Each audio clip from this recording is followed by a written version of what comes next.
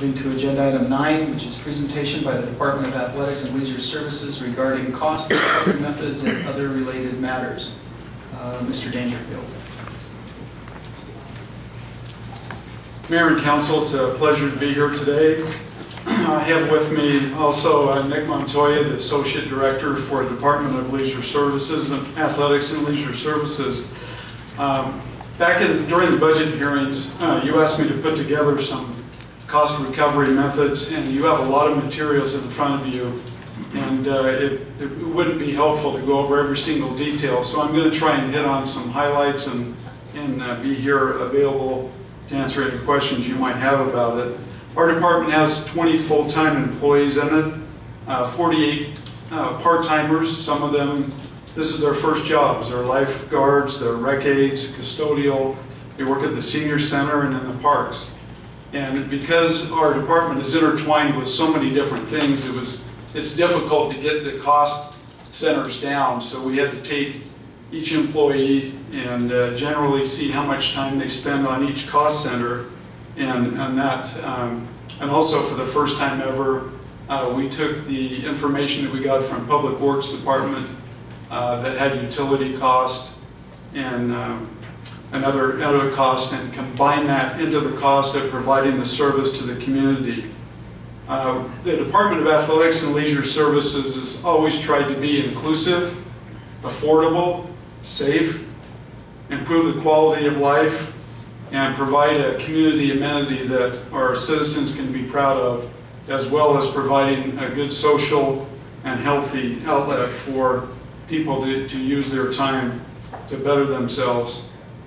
We go across different general funds and special revenue funds, from parks and athletics and the general fund to special revenue accounts for recreation, which is Fund 17, Senior Center, Fund 16, and we also, our parks benefit from the Residential Tax Park Fund.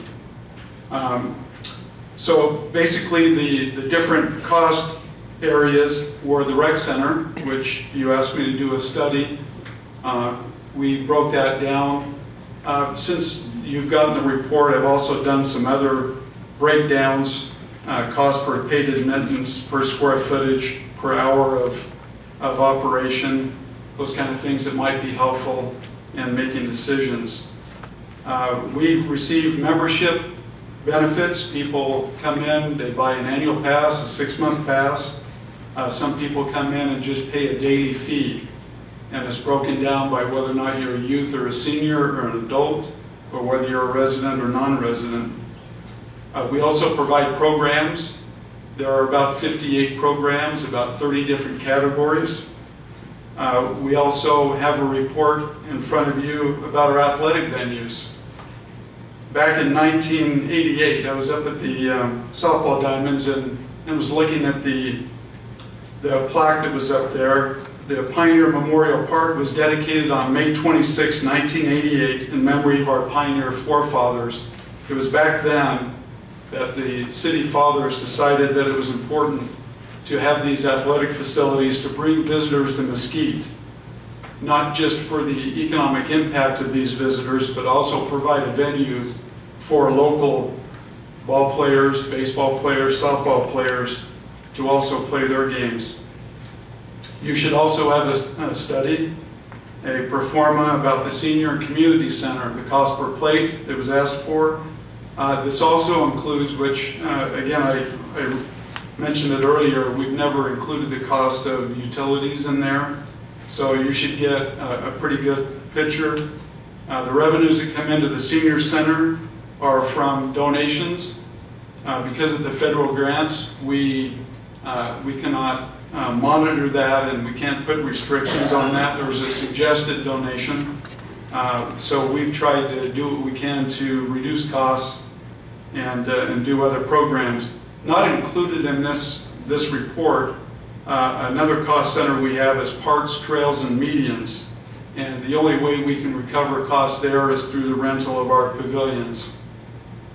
The Sunshine Academy Preschool, we get tuition, and it is a profitable enterprise. The Mesquite campus, We have lease agreements, we collect common area maintenance fees, and we also rent rooms at the Mesquite campus. And then the cemetery, which the city clerk is the sexton of the cemetery, but our department maintains the cemetery, and we have the cost to maintain that on an annual basis. And then we also have special events, which would include Mesquite Days, which this past year was the most profitable ever we've ever had. Most of the revenue from the, well, all the revenue from the carnival rides and vendor fees. Across the country, rec centers, usually about 2/3 of them, their goal is to at least make 20% cost recovery, and most are around 35 to 40%. Mesquite is 66% cost recovery. So when we take a look at these figures, we have to ask ourselves, what is the tolerance level in our community for the value of these amenities that are provided to its citizens? And you can see how those costs are broken down, and I'll kind of take any questions you might have. So to raise fees, to keep them the same, to not collect them, there are communities all throughout the country, and it's been a hot topic ever since the economy tanked in 2008. Is raising fees, does that discourage people to use the facilities? Does it take us back to where we were before we even had them?